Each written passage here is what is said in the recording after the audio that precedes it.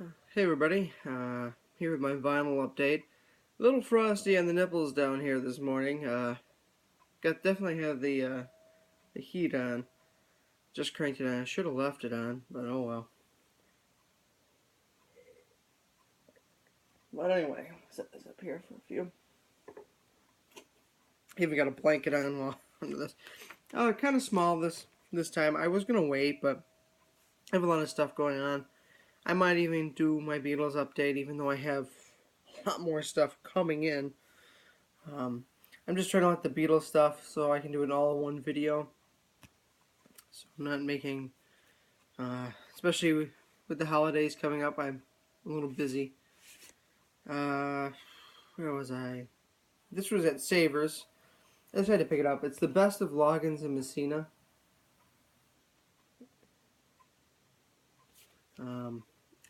Covers an average. This is just a listen to, and I can get a better one later on. The record's actually pretty decent.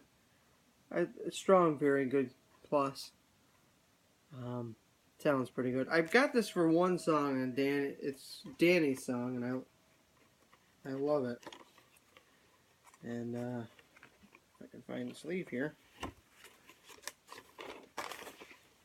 The only thing that drives me nuts is Savers records are $1.99, and it's just.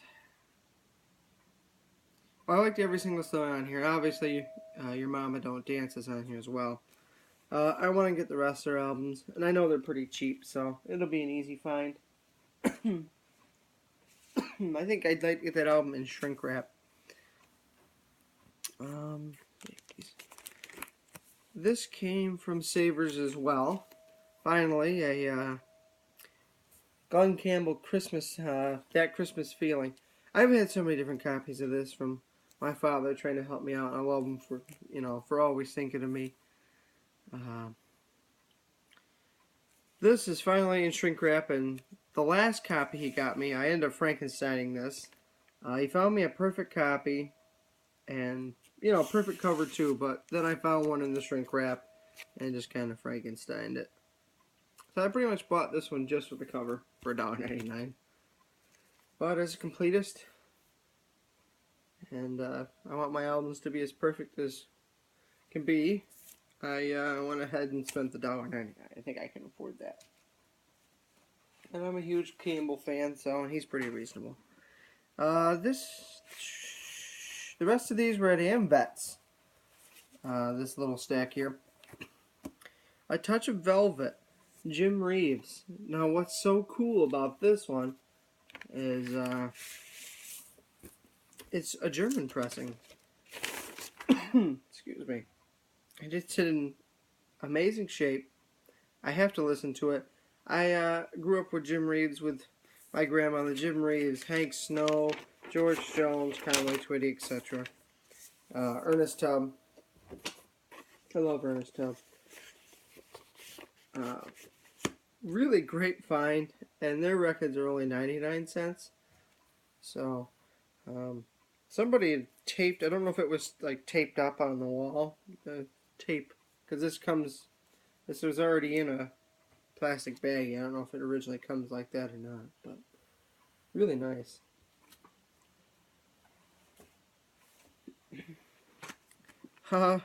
This is just in such nice shape. I thought it would be nice just to put with my kind of jazzy albums like Bing and Dean and Frank. Al Jolson, the best of.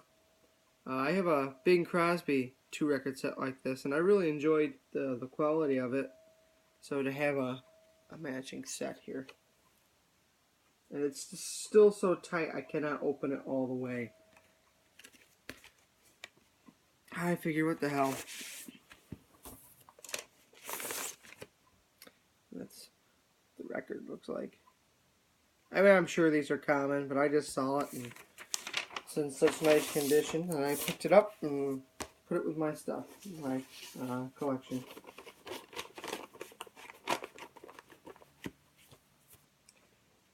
There's that. Oh, these two were neat. Conway Twitty, Heart and Soul. Covers are a little beat, but it is a promo. I've never seen this Conway Twitty. This definitely needed a good cleaning. I left 2 more of these promos back because they weren't in as good a shape. These are probably in very good condition. Whenever I seem to find Conway, he's never in the best of shape. This one's just Conway. And this is a promo as well.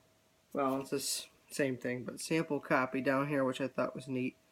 And then it had a sheet of paper. Must be on the back of it. I don't know what happened to it.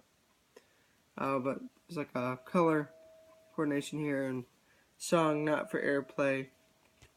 Really neat. Oh, I picked that up. This one's actually probably a very good plus. This is actually pretty nice. It's just a cover. Cover's kind of.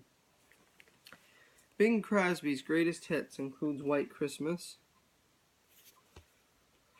I've been on the Bing kick. I was kind of just finding him as I go, which I still can do, but wasn't as worried about finding him. But now I don't know. I really like him. I just kind of want to keep getting his stuff, and like I said, it's pretty reasonably priced. I almost had his Christmas '78 album book. I mean, these 78s were minty, and then I pulled them out, and all the bottoms were broken, and I was like, ugh. I mean, perfect cover. I should have bought it just for the cover, but I didn't. Peter, Paul, and Mary.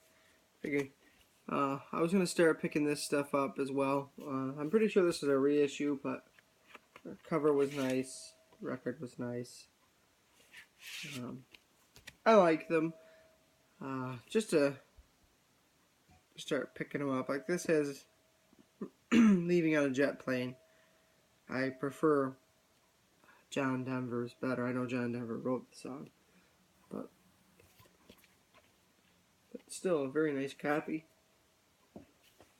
This is more like a thrift store find. These are my only record store finds.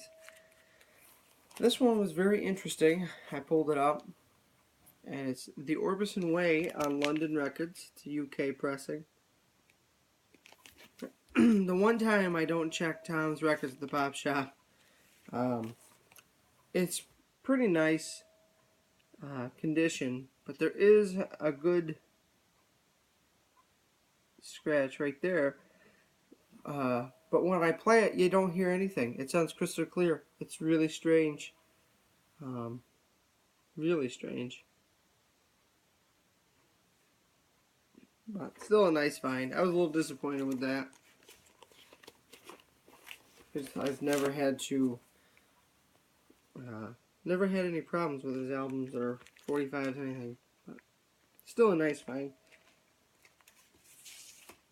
This one, after many years of searching, this one's probably, in my opinion, one of the hardest Paul Simon albums to find, and is The Rhythm of the Saints.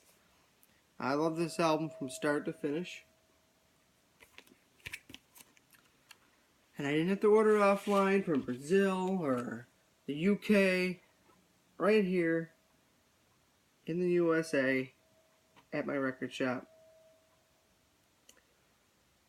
There is a very, very, very tiny warp. It's not even really a big deal in this. It doesn't affect the play or anything. It still sucks, but I don't care. This album is not easy to find. Story about this. I had it on hold, and then we moved, and I was broke and couldn't make it back up there. And they just put it back on the shelf when I was in there, and I was like, I'm the person this was on hold. I'm sorry it took so long because Tom wasn't there. And I still ended up getting it, so it's awesome. I still need to get his new album. I can't remember what it's called now. Stranger to Stranger, I think.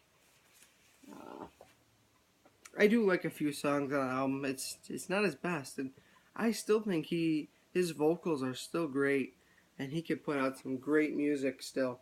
But I like that acoustic-y Simon and Garfunkel stuff that I wish he would go back and do an album of, because I don't know if he realizes that it's still very popular. I sit and think of like the Lumineers and Mumford and Sons that are very acousticy and very, and some of these other new like Iron and Wine and a few others. They're very. I mean, Mumford and Sons did a cover of The Boxer, which I love. Um, I mean, I know he's trying different things, but I think he should go back and do an album like that. Um,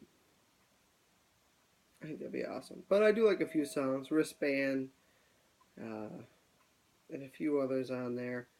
I can't remember that. That's just how non-memorable that album is. I've listened to it several times, but I still want it for my collection, and it's not a bad listen. So if you do pick it up, I still, and you're a Paul Simon fan, I think you will appreciate some of the music and songs in it. So that is my update. I might do a Beatles update today. I'm not sure. I might just bundle it all in one video. I probably already have 15 items here that I could do, but there's still more coming. So take it easy, everybody. Peace.